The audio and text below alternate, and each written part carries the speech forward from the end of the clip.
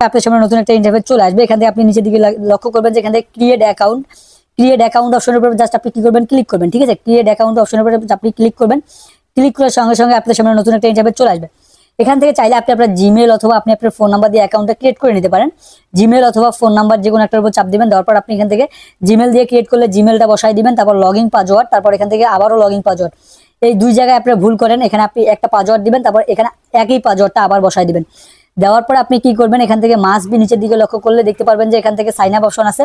এই sign up অপশনে আপনি ক্লিক করে দিবেন। সাইন আপ অপশনে ক্লিক করার সঙ্গে সঙ্গে দেখতে পারবেন যে আপনার অ্যাকাউন্টটি ক্রিয়েট করা হয়ে গেছে। আমার যেহেতু একটা অলরেডি অ্যাকাউন্ট আছে, আমি আমার অ্যাকাউন্টটা এখান থেকে জাস্ট লগ ইন করে দেখাচ্ছি আপনাদেরকে।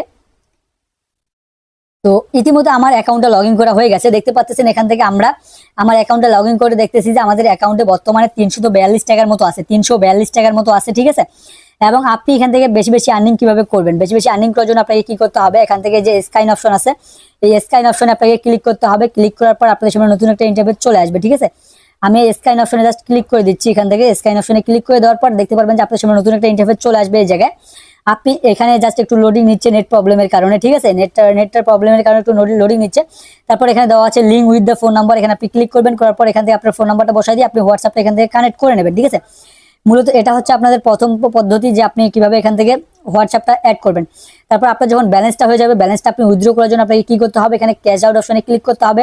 ক্যাশ আউট অপশনে ক্লিক করার পর এখান থেকে দেখতে পাচ্ছেন 259 টাকা হলে আপনি এখান থেকে উইথড্র নিতে পারবেন, এবং 351 টাকা হলে আপনি এখান থেকে উইথড্র নিতে পারবেন, এবং 619 টাকা হলে আপনি উইথড্র নিতে পারবেন।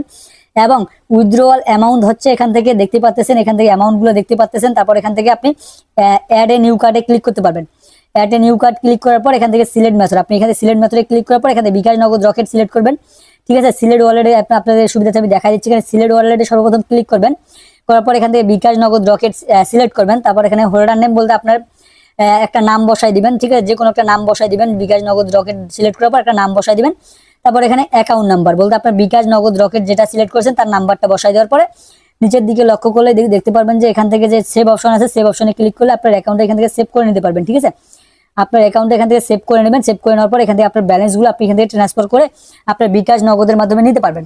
ঠিক আছে, আজকের ভিডিওটা এই পর্যন্ত। যদি ভালো লাগে অবশ্যই লাইক করবেন, আর অবশ্যই ভাই চ্যানেলে নতুন হয়ে থাকলে সাবস্ক্রাইব করে পাশে থেকে অল সিলেক্ট করে রেখে দেবেন। তো ভালো থাকুন, সুস্থ থাকুন, পারভেজ টেক চ্যানেলের পাশেই থাকুন।